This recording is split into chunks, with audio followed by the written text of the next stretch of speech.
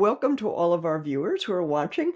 In this episode, we're going to call attention to something that the gay lobby has done very well, but we're going to try to outdo them in that one thing that they've done very well. So stay tuned for my interview with Dan Mingo. And do you think people are born gay?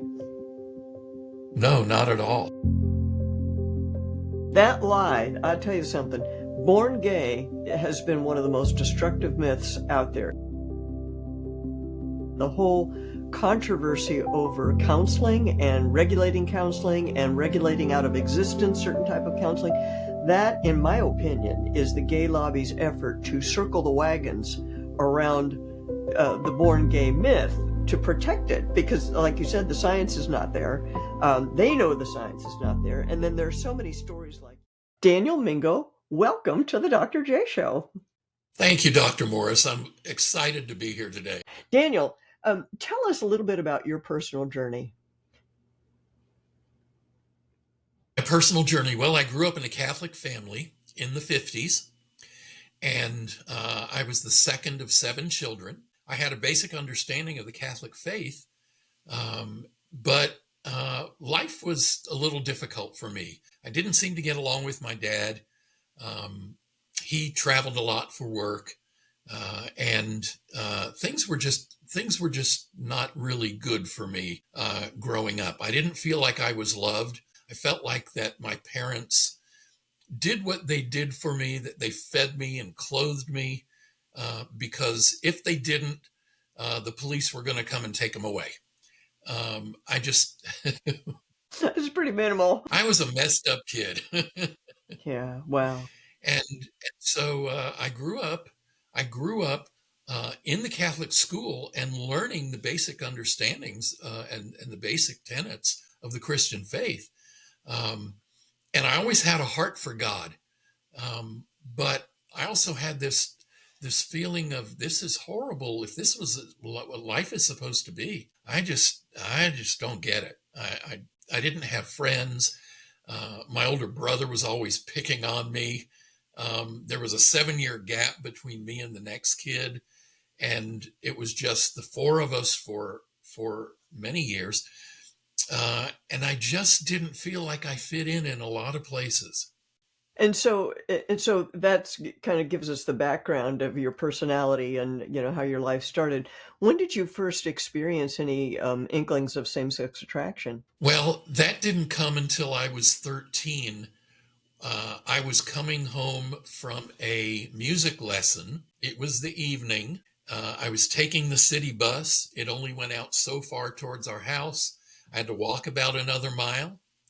I decided to hitchhike. This was 1965, when you thought it would be safe to do that. It wasn't safe. A man picked me up and he raped me in his Oh, car. oh, And I was, it shocked me. In fact, I sat there for what seemed like 10 minutes before I felt like I could even move or say anything. Basically, what he did was he reached his hand down into my pants and began to fondle me. And I just froze. I didn't know yeah, what to do. yeah, Finally, yeah. after a few minutes, when I came to myself, I said, "Let me out of the car." And it was about a mile back to my house. He did let me out of the car. But the weirdest thing, when I was getting ready to close the door, getting out of the car, he said, "Now you be careful out there, because you never know who's going to pick you up." Oh my gosh, It was the what a most creepy thing to horrible say. thing I had ever experienced up until that age. Yeah, yeah. And I ran the rest of the way home, and I never told my parents about it, not for probably 40 years. Wow, wow.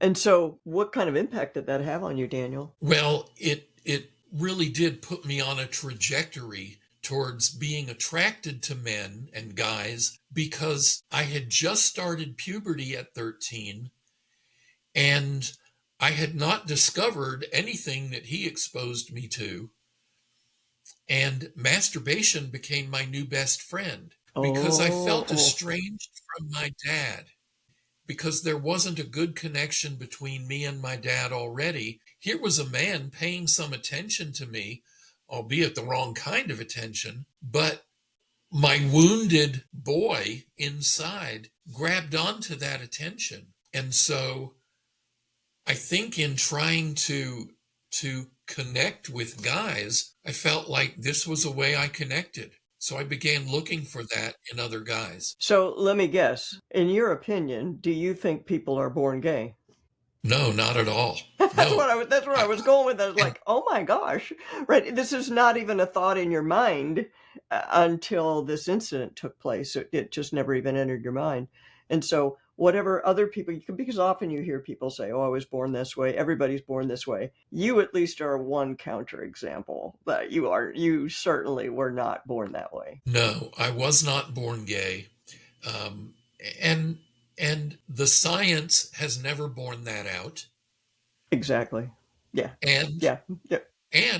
scripture doesn't even bear it out. No. No, God doesn't make people. Everybody has original sin, but God doesn't make you gay, or God doesn't put people in the wrong body. All that type of stuff. It's very bad theology and very bad science, as you've already noted. So there you were, age 13, hitting puberty. Your sexual development was derailed, you could say, or sent down a very particular kind of track that you would not have chosen, right? Having to do with self stimulation and attraction to men. Now, how long did that go on? And did your family ever know about that part of your story? Never told my family about it. In fact, if the Lord hadn't brought me into ministry many, many years later, I would have kept it a secret from everybody.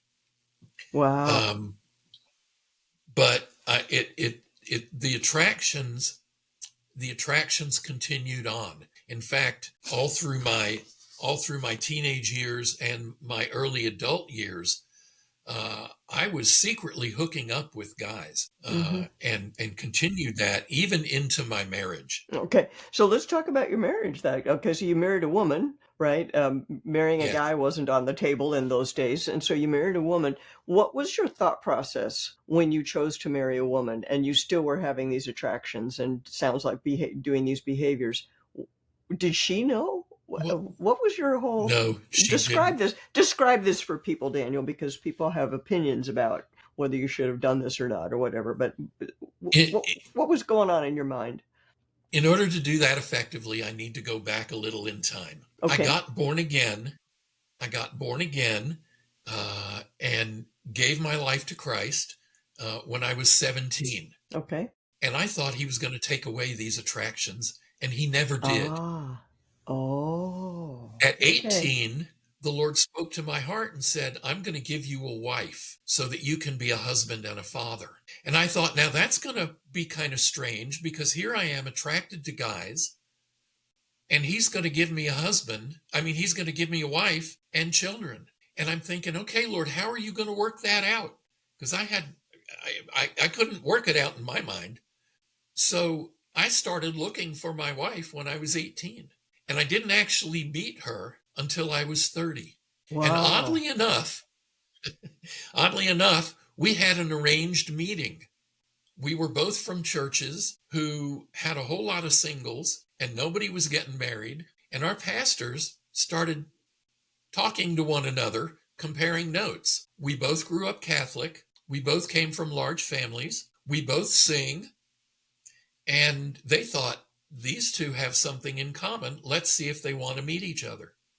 Well, I had been walking with the Lord seriously for 12 years by that time. So I said, sure, God can do anything.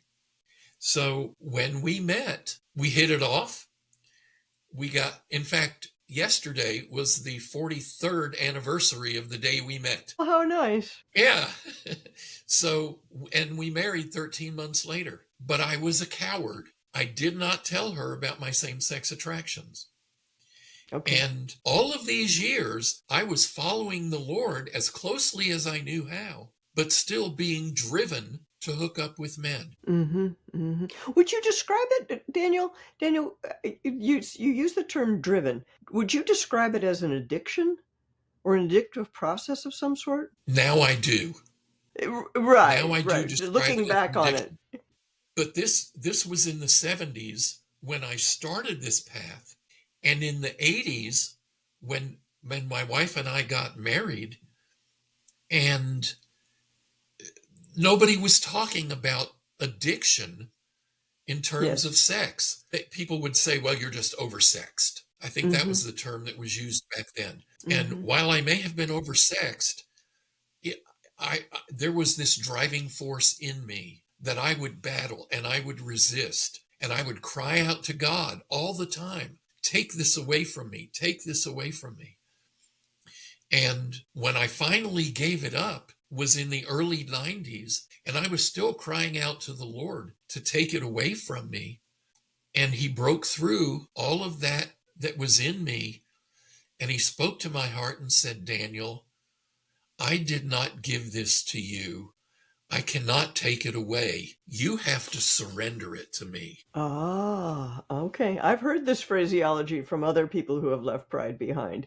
You surrender it. Yeah, yeah, yeah. So what prompted that? So this is the 90s. You've been married for how many years by that time? I was married for 10 years by that time. I see. Okay. And children?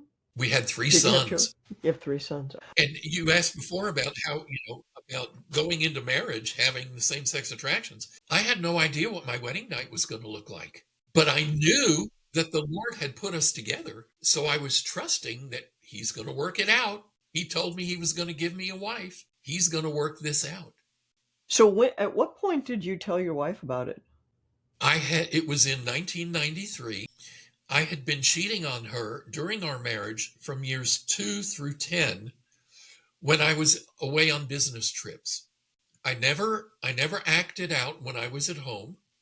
It was always when I was away. And my there's a ritual to addictions. Part of my ritual was on the way home from acting out, I'm crying out to the Lord to still take it away from me. And I'm telling him, I can't keep doing this. I'm trying to resist. I resist for a while and it always comes back. And I couldn't get free of it on any kind of permanent basis. Mm-hmm. Mm-hmm. So that's when the Lord spoke to me and said, Daniel, it's time to tell Fran. Fran's my wife. It's time to tell her. Now, I knew that had to be the Lord because the devil's not going to come along and say, okay, you can quit sinning now. Right, right, right. And you knew it wasn't you because you would have thought of it a long time ago. You'd probably thought and discarded that idea multiple times over that 10-year period, right? And I had tried to resist the temptation Right, from the right. time I was 13 until when I got raped until that time. So let's talk about this process that you went through because I think this will be interesting to people. You know, that the it's not a dialogue when there are three people involved. The conversation that involved the Lord, you, and your wife, Fran. Okay, and there's a conversation, and then there's actions, and there's response, and probably some back and forth, two steps forward, one step back, probably quite a bit of that. Tell people tell people about that because I think I'm confident there are people watching who have had similar experiences with addictive processes. I do think my situation was a little bit unique because I did not get caught doing anything. Mm-hmm. So many wives uh, who find out about their husband's homosexuality, they find out because they catch them doing something. Right, right, That right. wasn't that wasn't what happened with Mm-hmm. me. I And same with actually porn addiction, and same with porn addiction, if I could throw that in, right? Because Yes. it's the similar kind of thing. She leans over and she sees something on the computer. It's not like he volunteers. Oh, honey, I have this problem. By far more typical would be she catches him. Anyway, sorry. Go ahead. So I did volunteer to her in this conversation and told her just my whole life story about growing up with difficult parents. She knew my parents were difficult, but I told her more in depth about what it was growing up like with them and my brothers. I told her about being friendless growing up. I told her about being molested. She didn't know that at all. I told her that it set me on a path towards being attracted to guys. I told her that it was something that drove me to hook up with men, and I just gave it all to her in that one evening when I got a babysitter for the kids and we went out to dinner, Mm-hmm. and I just unfolded it to her the whole thing. And her response was, oh, well, that explains a lot. Now, the reason she had this very calm response was because my pastor and I, who knew what I was going through by that time, was very wise. And he said, we need to pray for a few specific things before you make your confession to her. First, we needed to pray that the Lord would prepare her heart to hear my confession, which was so wise to do.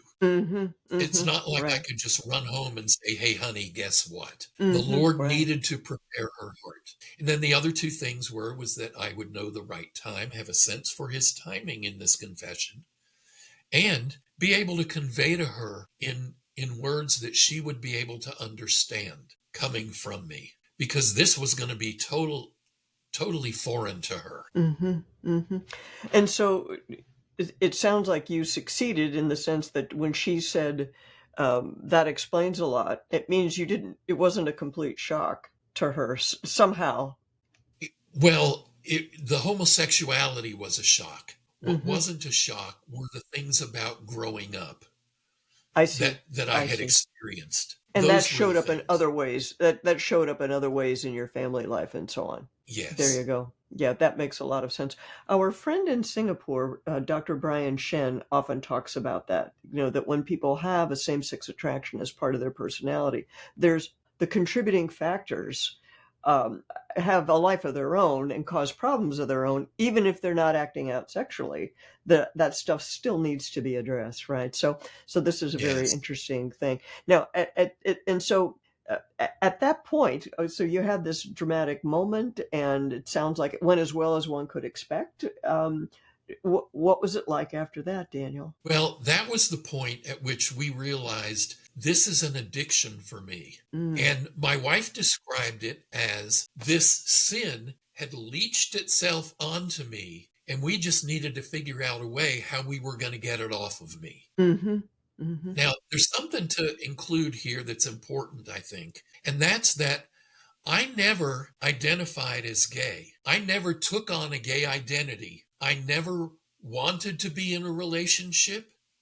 It was all about the sex with guys. And mm-hmm. that was the addictive nature to it. It drove me to hook up with guys. So I never wanted to be in the gay lifestyle. There was never a time in my relationship with the Lord that continued from that point at 17 where I thought he was okay with any of this. I So see. I after see. every instance of hooking up, I'm asking for forgiveness. I'm going through this repentance. I'm crying out to the Lord to take it away, that I don't want it. So it wasn't until this time after I confessed it to my wife that I was at a place where I could surrender it and do something about it. So I went into recovery for sexual addiction right after that confession. And it sounds like that process helpful to you? Absolutely. Yeah. Absolutely. Yes. It has been 32 years now, almost 33, since I have had any sexual contact with anyone but my wife. Mm-hmm. Mm-hmm. So, um, I'm going to ask you for a hypothetical, um, and that is, what do you think would have happened if you had encountered um, a church community that said, "God made you gay. This is okay. This is your true self," and you had embraced a gay identity? What do you think would have been different in your life if you had done that? I would have started looking for a new church. Oh, so you knew better. You were already convicted on that point, and you weren't going to be persuaded by a pastor saying When that. I was Yeah. raped, when I was raped at 13, I didn't know exactly what it was that he had done to me. Like I said, I was just starting puberty and I had not discovered masturbation. Hmm. So, but I knew instinctively that what this man did to me was wrong. Right. You know what? You know what? I have talked to any number of childhood sexual abuse survivors. None of them think, "Oh, gee, it was fine. It was just the parents were upset. That's what really made it wrong." No, instinctively, every child knows that there's something wrong here. Yeah. Yeah. Yes.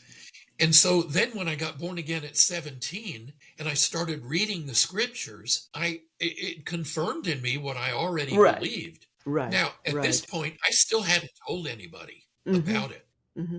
I didn't start telling people about it until I was into my 20s. Mm-hmm. So I knew instinctively that it was wrong. I'm continuing to follow the Lord as closely as I know how. I'm reading the scriptures. I'm knowing what his word says, but this thing was still driving me. So I got into recovery for sexual addiction and continued in that recovery process. I got counseling along the way, not for the homosexuality, but for the trauma that I Mm-hmm. experienced and Mm-hmm. for anger that I carried after that happened to me. Yes. Yes. So that was the only counseling that I got uh, along this whole But the way. but the 12-step process is a kind of peer support process. And early on, it Yes, sounds like you had pastoral care that was sensitive to your faith convictions, about what was right and wrong. yes, So if you had encountered a different kind of pastor, that might have been different. I want to stop now and just point out to everybody that I think it's safe to say that Daniel Mingo has never really fully embraced pride, but whatever that was, he left it behind. He left all of that behind. The gay lobby has done a very good job of convincing people, oh, everyone knows somebody who's gay. And in that process, they convince people to come out and confess their attractions and so on and so forth. And so now everybody does know somebody who's gay. I'll bet you, based on our data that we've gathered, Daniel, I'll bet you there are millions of people who left pride behind in one form or another, whether it's just the attraction and the behavior or whether it's full on identity. I want to challenge our followers who are watching this video, go into the comments, and anyone that you know who left pride behind, maybe it's you yourself, maybe you have a friend or a neighbor or a cousin, or you know somebody who has this as part of their life journey, that they had some part of a gay identity, some part of a gay behavior, some part of a gay feeling, and they've left it behind one way or another. Please tell us about that in the comments. I think that'll be a very interesting and enlightening conversation. Now, Daniel, you now have a ministry of your own. It's called Abba's Delight. Can you tell us a little bit yes. about that ministry? I'd like to hear Well, about it. 10 years into my own recovery process, the Lord spoke to my heart again. He said, now I'm going to put you into ministry because there are men coming along behind you who need to know my redemptive power in the homosexual's life. There was a period of time when I was a worship leader I had before I had gotten into recovery. And this was in the city where we were living, Lexington, Kentucky. And in my church, I was leading worship. And one Sunday, this would have been in the late 80s, there was a fellow who came and spoke at our church from a ministry just like mine that I ended up having. And he was talking about being set free from homosexuality. And there I am sitting up on the platform with the pastors, and I'm feeling like my face is very red because this Yeah. man is telling his story, but he's talking about me. Mm-hmm. And I was too afraid to do anything about it. That was probably at least 5 years prior to when the Lord apprehended me that way. So when I began doing ministry, um, it was the Lord moving me into a place where He was desiring for me to help other men who were coming through the same situations that I had come through. And it showed to me that in addition to His word saying that this is something that was a part of my life in the past, that I could impart to other men, that it doesn't need to be a part of their lives any longer. I think there's a deception in the church, in the overall church, that if you have these attractions or if you look at gay porn, that means you are gay. Right. And that is not the truth of God's word, Right. because He says, and such were some of you. Such were some of you. That's right. That exactly. Hey, a quick shout out to our sponsor, realestateforlife.org. This is the most pro-life, pro-family way to buy or sell a home. Go to realestateforlife.org. You'll be connected with a Christian realtor. Part of their commission will go to the pro-family charity of your choice, the Ruth Institute, for example. And it costs you nothing at all. It's the most pro-life, pro-family way to buy or sell a home. Go to realestateforlife.org. That lie, I'll tell you something. Born gay has been one of the most destructive myths out there, in my opinion. And the whole controversy over counseling and regulating out of existence certain type of counseling, that, in my opinion, is the gay lobby's effort to circle the wagons around the born gay myth to protect it because, like you said, the science is not there. They know the science is not there, and then there's so many stories like yours that are, obvious counterexamples to what they're saying. So they're desperate.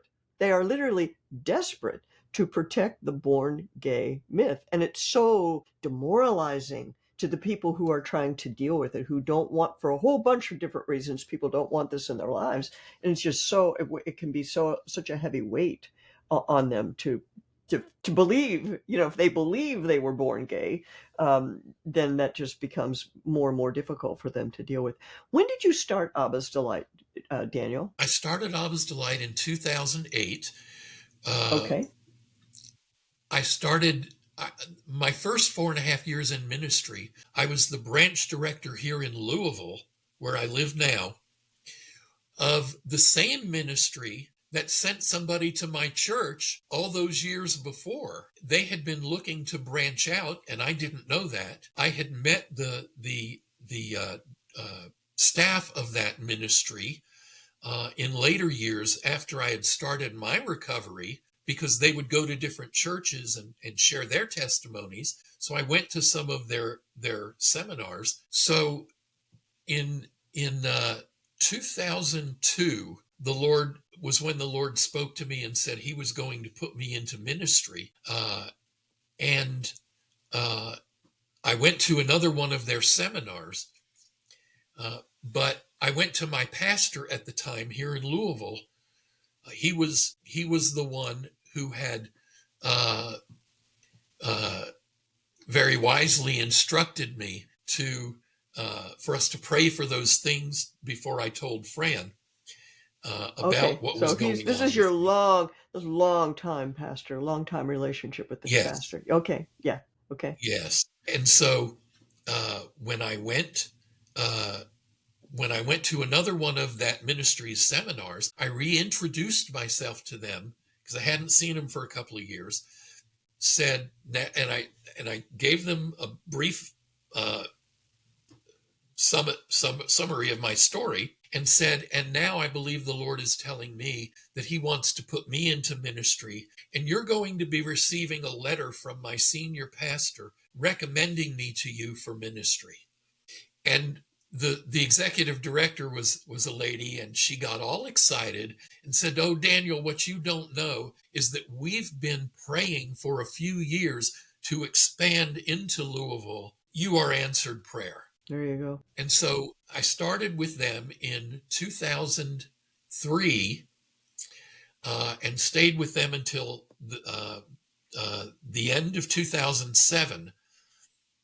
And that's when the Lord started unfolding to me that he wanted me to start Abba's Delight. Okay. So he started showing me things that I needed to do. And we had it up and running in April of 2008. Okay. Very good. And you're still operating this ministry. Yes, yes. And is it for men and women, Daniel? Well, it would be, except in 22 years of ministry now, the Lord has only sent me 4 women and never any at the same time. Interesting. So Interesting. I couldn't put a woman in a support group full of men, because Right. Right. most women who are coming out of the gay life or same sex attracted have issues with men, so it wouldn't be a safe place for them. Right. Right. So I would do counseling with them. And there was a church here in Louisville at the time when those women came who did have a group for women, And so I would send her there for her group experience, and then I would Mm-hmm. do counseling with them individually. I see. I see. That makes sense. And it's not surprising. Your door is open, but a certain set of persons are tend to be attracted to it or drawn to it, and that's part of the way any kind of ministry is going to work that way. It's going to have that element, that you'd serve anybody, but only a certain kind of person continues to show up. So Sure. over the years, Daniel, how many people would you say have served through Abba's Delight? Well, through counseling specifically, uh, I'd say between 125 and 150 Okay. in those years. I run Abba's Delight differently than a lot of ministries do that do the same thing that I do.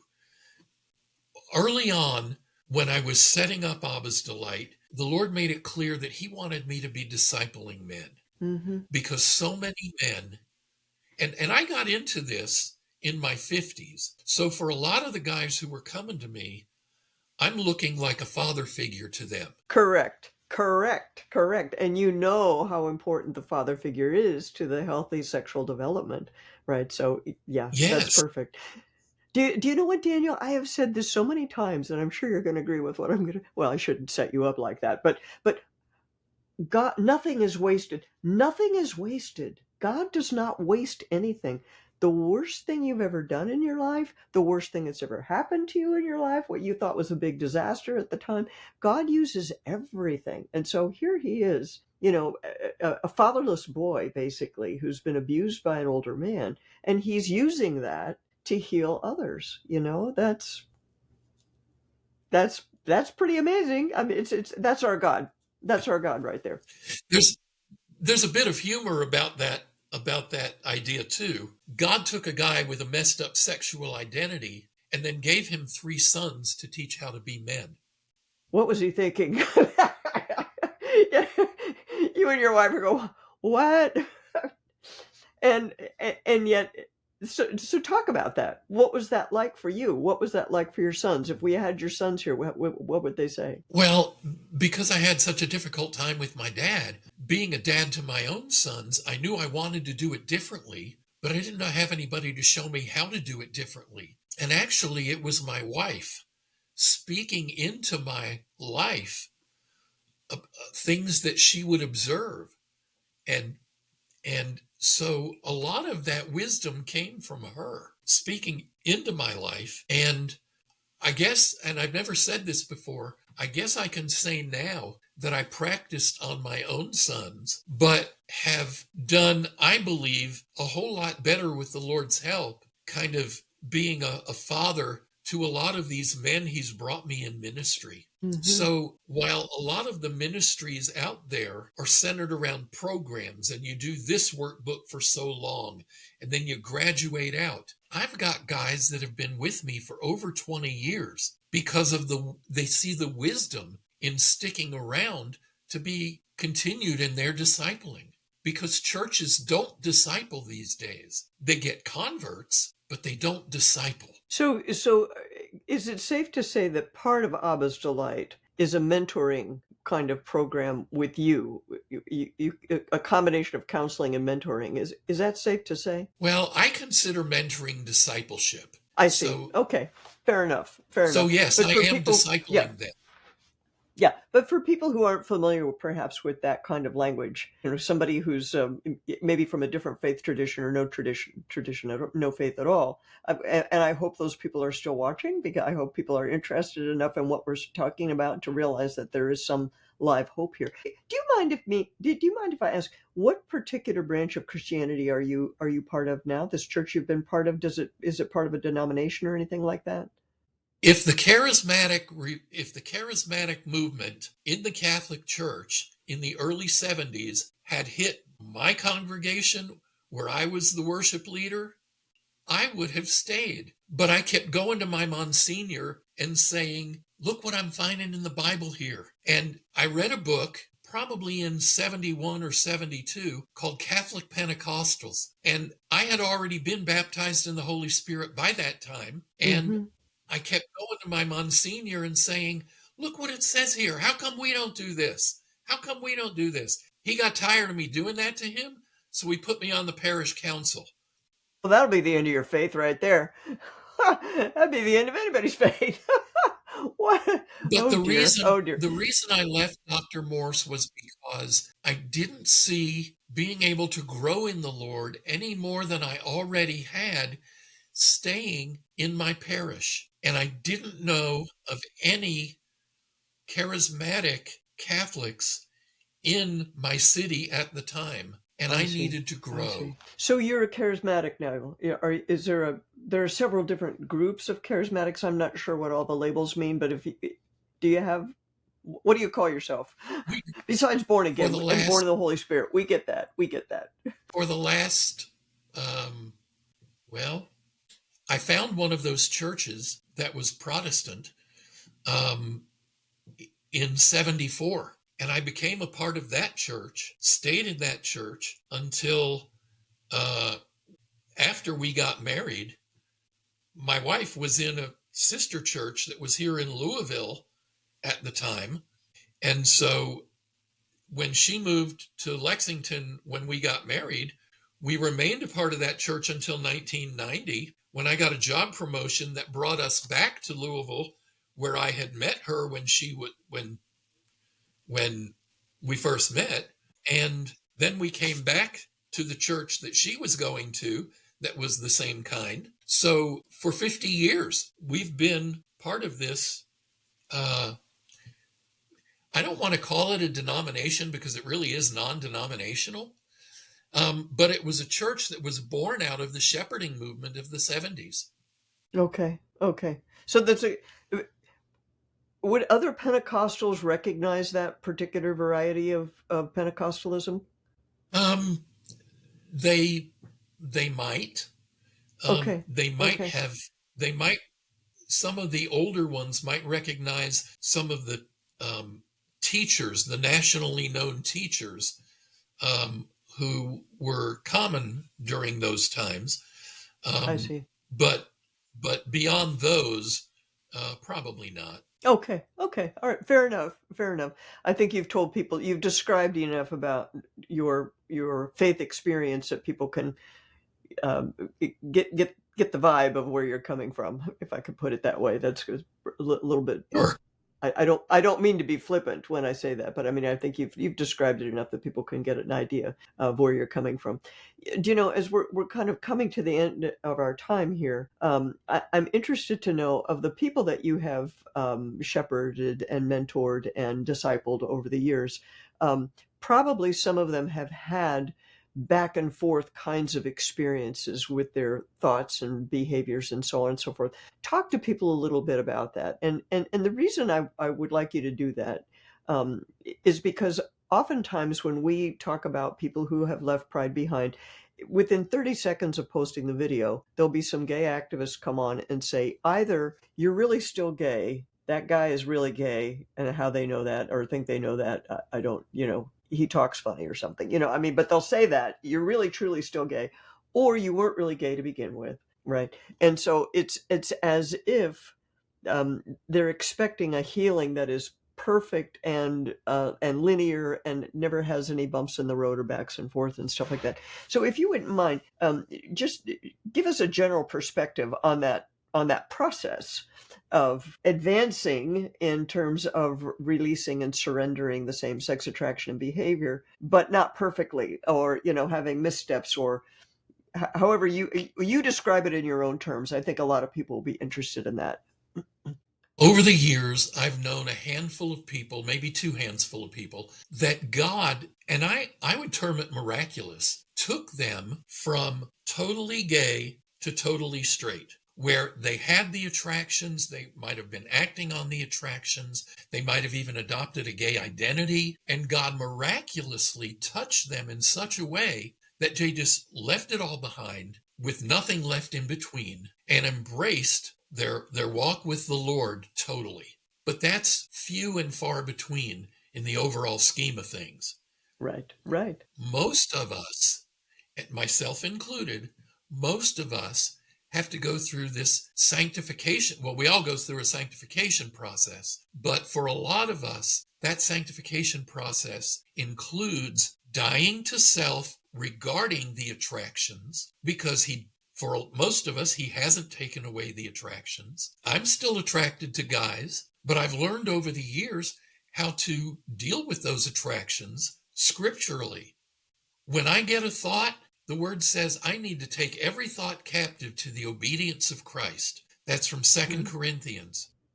Mm-hmm. So there's a lot of days when a lot of what's going on in my day is, Father, I take that thought captive to the obedience of Christ. And I actually say it out loud if I can. I mean, I'm not going to do that in a room full of people, but I'll actually say it out loud if I can. And sometimes I even add whatever that thought was about, whatever person that was involved in that thought, or that memory that pops up, I will say out loud, that is not part of my inheritance in you, Lord. Father, I take that thought captive to the obedience of Christ.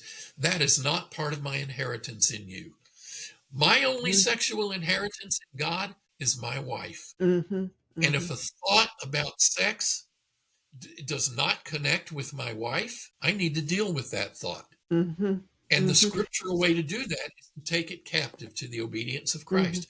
So I do a lot of that kind of stuff, and I'm always looking for the scriptural way, because I know if it's in the scriptures, it's going to work. Right, and you can rely on it. You know, you didn't make it up yourself. You know what I mean? You're not kidding. You're less apt to kid yourself if you've got something very specific that it's grounded in. And now you have enough experiences that you know, okay, this is a trick of the devil. Get lost. Is that all you got, Satan? Yeah, Get out of my face. You know, you kind yeah, of know what to do. Do you know our mutual friend? I assume you know Andrew Rodriguez, one of our friends who's a therapist, and in one of my yes, conversations with him, he was describing to me some of the young men, that he counsels, and he talks to them about, I don't think he used this terminology, but he talked to them about, okay, when the thought comes up, here's what you do with it. And at one point, one of these guys said to him, wait, you mean I have to do this every single time? And I laughed out loud when Andrew said that, because I'm like, yeah, you do. You have to look both ways every time you cross the street. You have to look both ways, and these things are going to come up. And so it's like for many people who are younger and who have grown up with the whole born gay paradigm, they don't realize this is just a part of being a mature, responsible person. That you need to be responsible for your thoughts and your feelings and the meaning you assign to them and all of that. But what that means is that you have the opportunity to have a morally serious life. You're not saying, I get to do whatever I want and it's all going to be fine. That actually doesn't work for making you happy, and it certainly doesn't right. work from keeping friends, right? Because it just doesn't. So anyway, I think this has been very helpful for people to hear something about the process, because I knew you'd have something to say about this process. And so again, if there are people who have watched this far, thank you so much for watching this far and hanging in there with us with this very interesting conversation with Daniel Mingo. But do please put in the comments if you have experiences like this, where you have a perennial problem, and it doesn't have to be a sexual problem, or maybe it's your temper, or it could be all kinds of things, where you need to be attentive on a regular basis to a particular temptation to sin. Please tell us about it, because I think that it's part of the human condition. It's not unique to people who experience same-sex attraction. What advice do you have for family members of people who are dealing with same-sex attraction? Maybe the parents, the brothers and sisters, the family, the friends. What advice do you have? What can they do that would be helpful, or that would have been helpful to a young Daniel? Share your thoughts with the family members. First of all, I think for parents, if you are not used to telling your child that you love them, when you hear from them that they believe they are gay, this is the perfect opportunity to say to them, I love you, and that will never change. And let that be the first opportunity in a long string of opportunities that you take to let them know that. The second thing is, don't freak out. Sexuality, we are finding, is fluid. Like we've said several times in our talk, nobody is born gay. But what a lot of people don't realize is just because you have the attractions doesn't mean that you have to adopt a gay identity. You are not stuck in a gay identity. You have all kinds of options about how you deal with those attractions. One of those options being, don't act on it.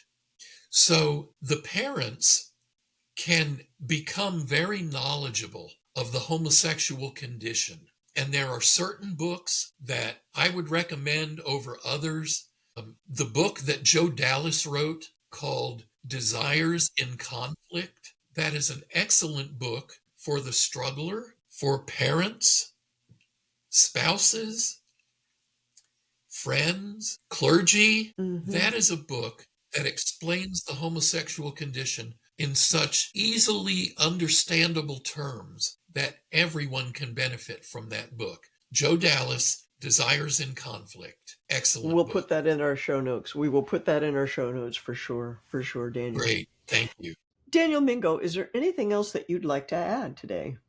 In 2014, our ministry was having trouble getting into churches to talk about God's redemptive power in the homosexual's life. Hardest thing I found in 22 years. My board of directors and I came up with the idea to put up a billboard in Louisville that would address and bring attention to the ministry. And what we came up with was a billboard that says, not everyone who is gay is happy. You have options. And then it gave the information to contact Abba's Delight Ministry.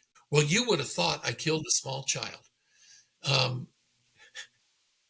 I got so much feedback and blowback from that, but the sentiment about that is the truth. You do have options if you have attractions. You have many options. You do not have to adopt a gay lifestyle. And if you want to contact me, we can talk about that, because I love to tell people that you don't have to be gay. Actually, there was a book written years ago, it's out of print now, called You Don't Have to Be Gay.